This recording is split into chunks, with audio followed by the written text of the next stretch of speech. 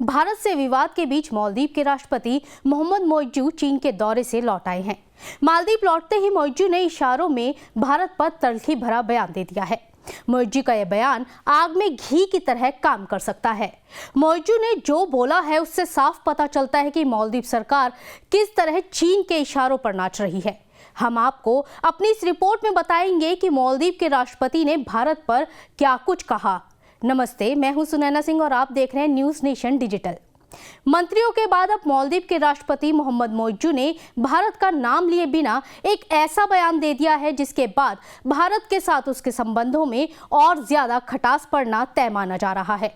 दरअसल चीन से 5 दिनों की यात्रा करके अपने देश लौटे मोइज्जू ने खुलकर तो भारत के खिलाफ कुछ नहीं बोला, लेकिन इशारों ही इशारों में बहुत कुछ बोल दिया। मोइज्जू ने कहा कि मालदीव छोटा हो सकता है, लेकिन इससे किसी को हमें धमकाने का लाइसेंस नहीं मिल जाता। जानकारों की माने तो ये बयान सीधा सीधा भारत पर हमला माना जा रहा है।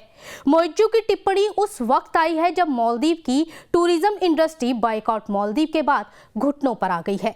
2 दिन पहले मालदीव सरकार ने खुद एक बयान जारी करके बताया था कि इस बॉयकॉट से मालदीव के 44,000 परिवारों पर संकट आ गया है और मालदीव को रोजाना करीब 8.6 करोड़ रुपए का नुकसान हो रहा है।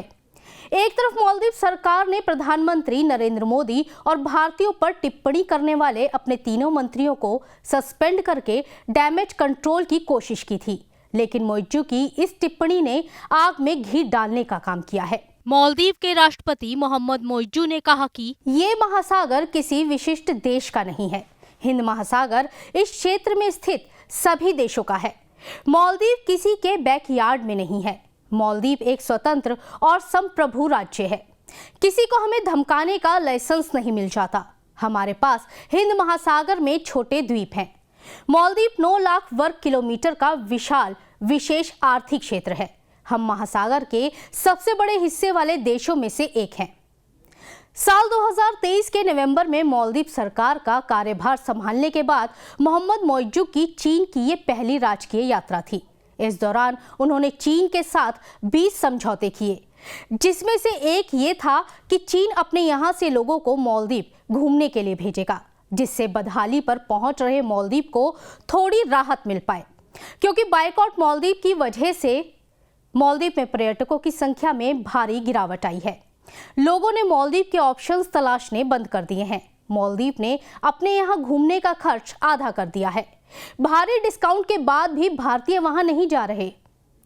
चीन से पैसे बटोर कर लौटे मोइज्जू ने कहा कि चीन ने उसे 130 मिलियन अमेरिकी डॉलर की मदद की है।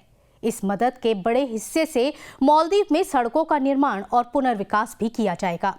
अगर हम चीन के सहयोगी बने रहेंगे तो चीन उसे आने वाले वक्त में और ज्यादा मदद करेगा। वहीं भारत मालदीव विवाद को गोल्डन चांस मान रहे चीन ने दोनों देशों के बीच इस खाई को और बढ़ाने का काम शुरू कर दिया है।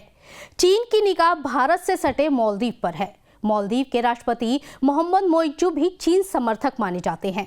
भारत से विवाद के बीच मोइज्जू 5 दिनों के लिए चीन चले गए और वहां अपना रोना रोकर आए थे। आपको हमारी ये खबर कैसी लगी, हमें कमेंट सेक्शन में जरूर बताइएगा। देश और दुनिया की तमाम बड़ी खबरों के लिए बने रहें न्यूज नेशन के साथ। नमस्कार।